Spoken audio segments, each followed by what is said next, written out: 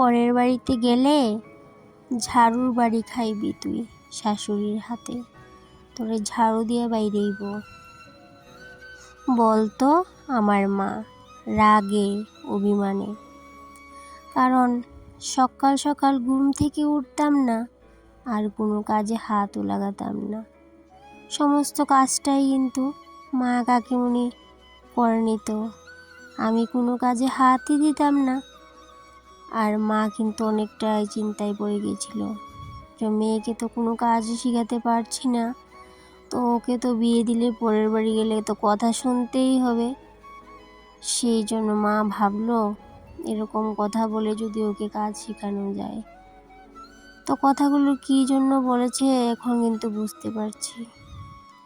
আর আগে সকাল সকাল ঘুম থেকে উঠতাম না, মায়ের বকাঝকা খেতাম। আর এখন দেখো সকাল সকাল ঘুম থেকে উঠতে পারি, সমস্ত কাজকর্ম করে নিতে পারি। আর ওই যে বলতো শাশুড়ি ঝাড়ু দিয়ে বাইরেইব, কিন্তু শাশুড়ি আমার নেই। তো এখন কিন্তু মাকে আমি বলি, মা তুমি যে আগে বলতে আমাকে শাশুড়ি আমাকে ঝাড়ু দিয়ে বাইরেইব, দেখো আমার শাশুড়িই নেই, তো সমস্ত কাজটাই কিন্তু আমাকে একাই করতে হয়। আর সব কিছু শিখেও গেছি, তো সব কিছু কিন্তু মায়ের মতো করেও নিতে পারি। সমস্তটা মায়ের মতো করতে পারি না, তবু যতটুকু পারি মনে হয় কি আগে যদি এইটুকুও করতাম, তো ওই কথাগুলো কিন্তু মা আমাকে বলতো না, রাগে বলতো, অভিমানে বলতো। এখন কিন্তু বেশ বুঝতে পারি একটা মেয়ের যখন শ্বশুরবাড়িতে শাশুড়ি না থাকে, তখন কিন্তু ওই মেয়েটার ছোট্ট ছোট্ট জিনিসগুলোর দিকেও কিন্তু অনেকটা নজর রাখতে হয়। আর যদি শাশুড়ি থাকতো, ওই নজরটা কিন্তু আর রাখতে হতো না। হয়তো বকাঝকা খেতাম, কিন্তু এই ছোটো ছোটো বিষয়গুলো কিন্তু শাশুড়িই দেখে নিত।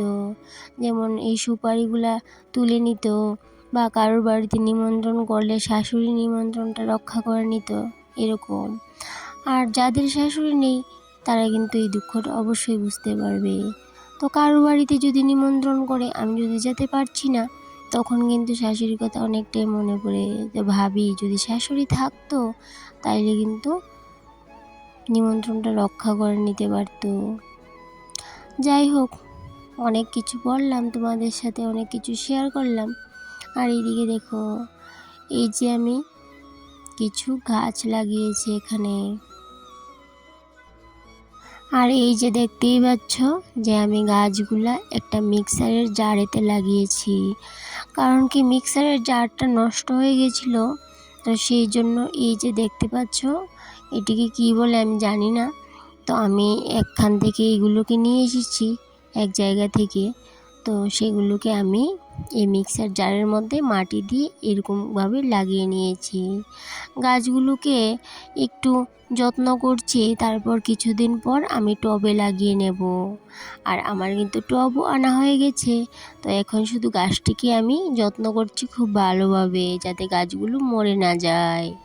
আর এইদিকে দেখো কিছু বাসনপত্র ছিল সকাল সকাল, তো উঠান ঝাড় দিয়ে বাকি কাজকর্মগুলো সেরে বাসনপত্রগুলোও ধুয়ে নিলাম। আর এদিকে আজকে বিশ্বকর্মা পুজো, তো সেই জন্য মেশিনটাও একটু মুছে নিচ্ছি, কারণ কি মেশিনটাতেও তো একটু ফুটা দিতে হবে, একটু ধূপ ধুনা দিতে হবে, তো সেই জন্য।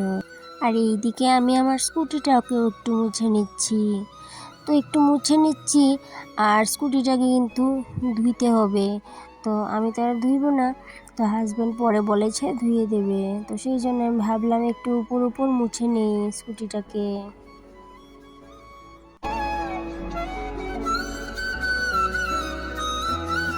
তো এইদিকে সকাল সকাল সমস্ত কাজ বাজ কিন্তু কমপ্লিট করে নিয়েছি, ঘর দেওয়ার ঝাড়ু দেওয়া, ঘর দুয়ার মোছা, পরিষ্কার করা, উঠান ঝাড় দেওয়া, সব কিছু করে নিয়েছি। আর রান্নাঘরেও কিন্তু সমস্ত কাজকর্ম শেষ। আর এদিকে হাজব্যান্ডকে ছেলেকে চাও করে দিয়ে দিয়েছি, টিফিন দিয়ে দিয়েছি। আর এখন আমি কিন্তু স্নান টান সেরে বিশ্বকর্মা পূজা করব। তো পুরোহিত আসবে না, আমি নিজেই একটু বিশ্বকর্মার ঠাকুরের কাছে একটু বুক দিয়ে নেব। তো সেই জন্য এদিকে আমি স্নান টান সেরে বিশ্বকর্মার ঠাকুরকে বসিয়ে নিলাম। আর এখন ভালোভাবে পুজো টুজো করে নেব। তো এইদিকে যদিও আমি ঘরেতে প্রত্যেকবারই পুজো দেই বিশ্বকর্মা ঠাকুরের কাছে। তো আমি আগের দিন সংযম করে নিয়েছি, আর আজকে আমি বিশ্বকর্মা পুজো করব বলে।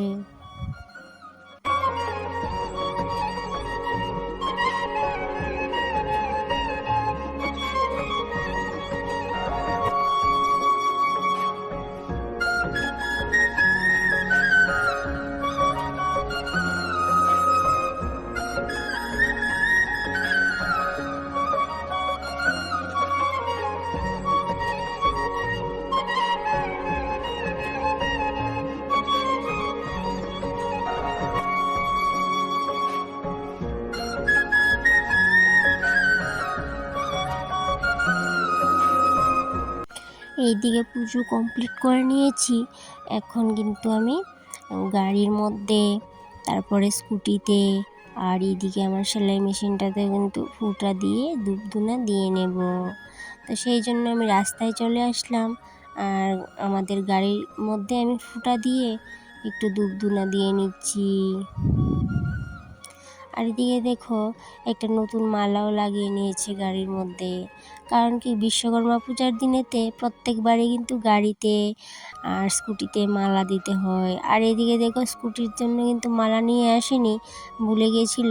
তো সেই জন্য আমি বললাম থাক, আর নিতে হবে না, আমি একটু ফুল দিয়ে দান দুব্বা দিয়ে এরকম করে একটু ধূপধুনা দিয়ে নিচ্ছি। আর এদিকে আমি সেলাই মেশিনটা তো ধূপধুনা দিয়ে নেব। আর আমার ভিডিওটা কিন্তু আজকে এই পর্যন্তই থাকলো। তো তোমাদের কাছে যদি ভালো লেগে থাকে তো অবশ্যই পাশে থাকার অনুরোধ রইল। আর পরের ভিডিওতে আবার দেখা হবে তোমাদের সাথে।